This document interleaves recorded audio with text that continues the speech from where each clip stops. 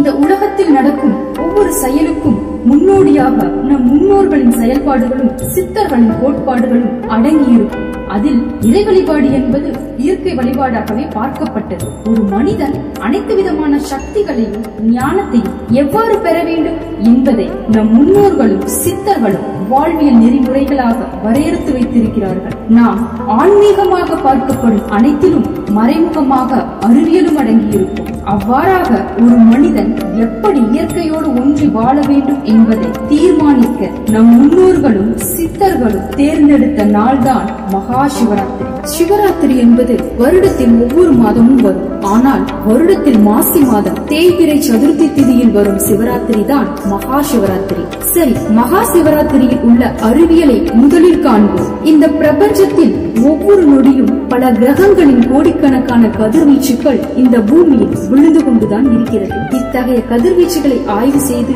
சித்தர்கள் அதை வெளிப்படுத்தினார்கள். இவர்களின் வானவியல் கோட்பாடுகள் தான் இன்றைய விஞ்ஞானம். அண்டத்திலிருந்து வரும் கதிர்வீச்சுகளை மனிதன் எவ்வாறு ஏற்றுக்கொண்டு அதில் இருந்து வரும் சக்திகளை பெறுவது என்பதை ஆராய்ந்து அதன் அடிப்படையில் அவர்கள் கண்டுபிடித்த நாள் தான் மகா சிவராத்திரி. இந்த நாளில் தான் லூமினஸ் ஈத்தர் எனும் பிரம்மாண்ட சக்தி பூமியில் நேரடியாகவும் மிக வேகமாகவும் வந்திறங்குகிறது. ஈத்தர் தான் இந்த உலகையை இயக்குகிறது என்றும் கூறலாம். மேலும் இந்த ஈத்தர் பூமியை நோக்கி ஒவ்வொரு வினாடியும் வந்து கொண்டுதான் இருக்கிறது. பூமி சூரியனை 2 வட்டப்பாதையில் சுற்றி வருகிறது. ஒன்று பெரிய நீள்வட்ட பாதை, மற்றொன்று சிறிய நீள்வட்ட பாதை. பூமி பெரிய நீள்வட்ட பாதையில் இருந்து சிறிய நீள்வட்ட பாதைக்கு மாறும் நேரம்தான் மகா சிவராத்திரி.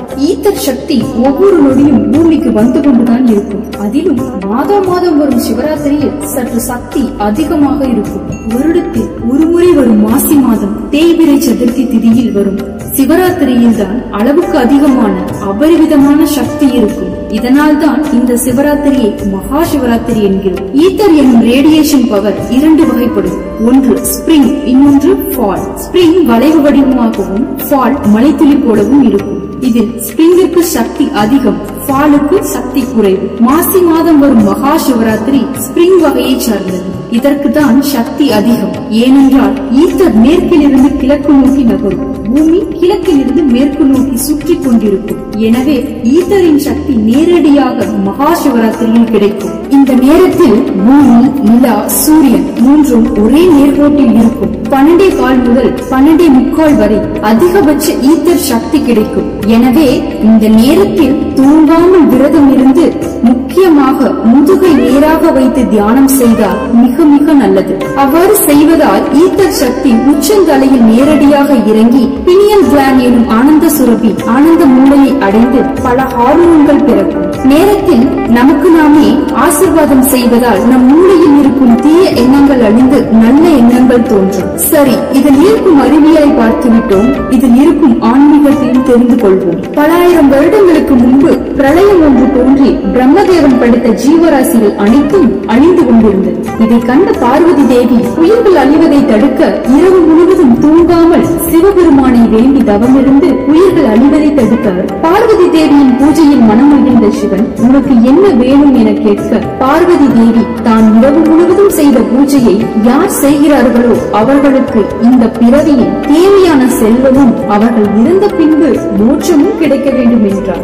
இந்நாளே மகா சிவராத்திரி ஆகும். இதற்கு மேலும் பல வரலாறுகள் உண்டு. மகா சிவராத்திரியில் 4 ஜாம கால பூஜை நடக்கும். முதல் நாள் மாலை 6 மணி முதல் அடுத்த நாள் காலை 6 மணி வரை ஒவ்வொரு 3 மணி நேரத்திற்கும் பூஜை செய்வார்கள். மாலை 6 மணி முதல் 9 மணி வரை முதல் ஜாம கால பூஜை பிரம்மதேவனால் செய்யப்படுகிறது. நம் ஜாதகத்தில் இருக்கும் தோஷம் நீங்கி மறுபிறவி அடையா நிலையை பெற முடியும். இரவு 9 மணி முதல் 12 மணி வரை 2ஆம் ஜாம கால பூஜை மகாவிஷ்ணுவால் செய்யப்படுகிறது. இதில் கலந்து கொண்டால் வறுமை நீங்கி கடன் தொல்லையில் இருந்து விடுபடலாம். இரவு 12 மணி முதல் 3 மணி வரை 3ஆம் ஜாம கால பூஜை. இது முக்கியமான காலமாகும். இதை சக்தி வடிவமான அம்மனால் செய்யப்படுகிறது.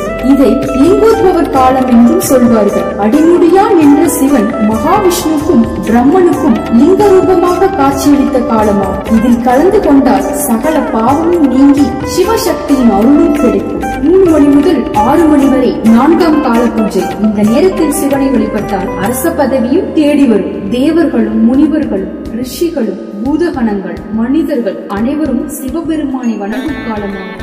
சிந்தையில் சிவனை நிறுத்தி ஆதியும் அவனே அந்தமும் அவனே மூலமும் அவனே முடிவும் அவனே என வேண்டுவோருக்கு அனைத்து வளங்களும் வந்து சேரும்.